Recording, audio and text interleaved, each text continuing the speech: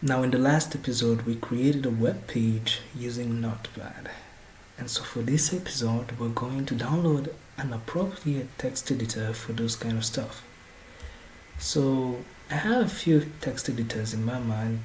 The first one is Sublime Text, the second one is Virtual Studio, the third one is Atom by people at MIT, the fourth one is Notepad++, and believe me, it's nothing like Notepad.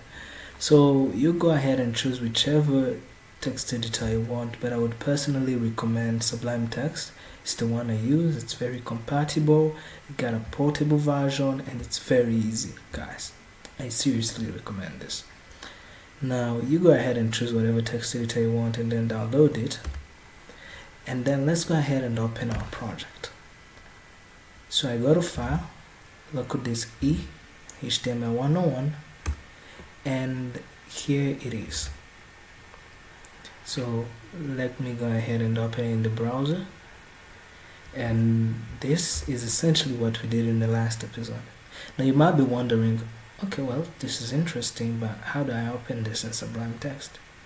Well, you just right click and then you go to open with, and if Sublime Text does not show up immediately here, you go to choose another app, you scroll, you do more until you find it. I guarantee it should be here.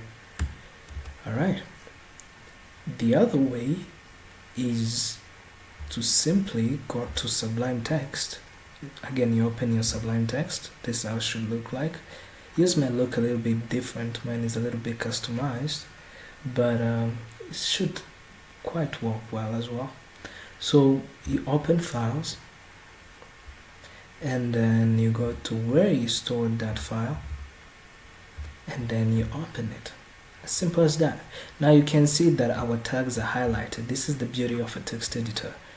It makes sure it differentiates the difference between a tag and the work within the tag, right?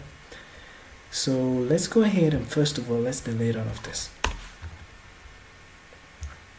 And maybe let's change this header to greetings. So this looks pretty nice to me.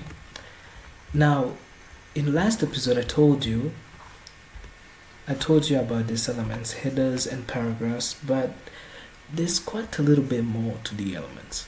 First of all, while this works quite well, it is always a must to put everything in a body tag.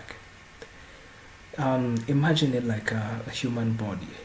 You got the body where it has, well, the lungs, the heart, everything, the neck down, and then you got the head where it has everything, the neck up. So in the head you have a title. Think of title like well, a title. Let's say my first website, right? Now I want you to pay close attention here on index.html. If I refresh, there we go, my first website. Now that is the title, and the title should always go within the head. Now some of you might do something like this where you put the head under the body, but with both. No, that's not how a human body is, right? So it's always better to put it on top. Alright, good. So there's some more elements or tags, whatever you might like to call them. Another one is a span tag. Spans are everything.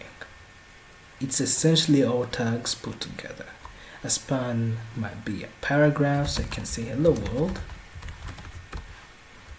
See? It can be anything. We'll dive right into it later when we're learning CSS, because that's when spans gets really useful. So let me show you a tag called center. Alright? Whenever you think of a word, there's always a HTML reference for it. So center, essentially, you guessed it, it puts everything in the center.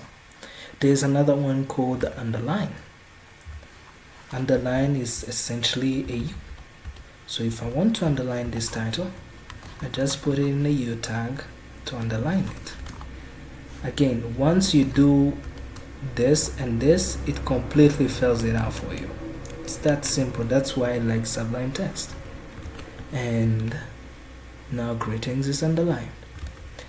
Now, in the last episode, I told you that there are some elements that requires them to just be opened and you don't really need to close them. Those elements are called attributes. Let me show you an example of one. Image is an attribute element. You just have to open it, you don't have to close it. All you have to do is write image and then write the source of that image. Now, as you can see, if I go to my HTML 101, I saved an image. It's a .gpg, right? So if I want to open it in the browser, all I have to do is write image.gpg. Just make sure that it's in the same location as the HTML file. This should do it. Ctrl S to save. I refresh the page and there you go. Now I want this in the center, right?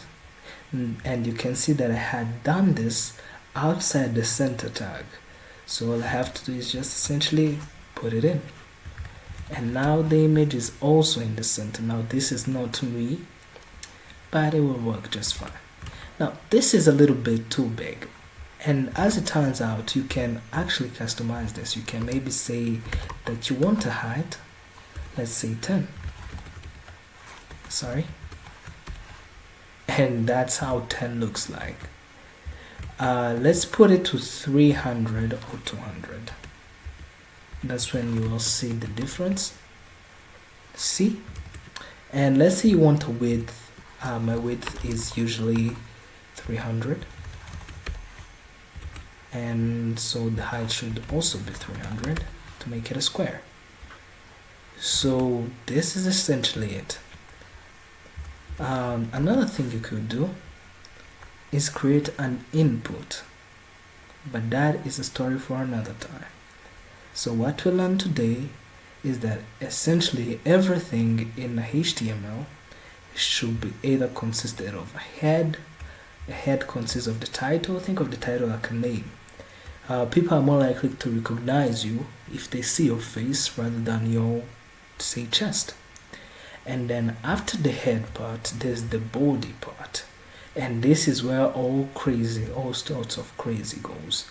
You could implement JavaScript, you could implement PHP, you could implement other programming language, you could also implement Python. You can implement many things. As for the head, this is where the styles comes in, and CSS and everything. So that is a story for another time. Thank you for your time.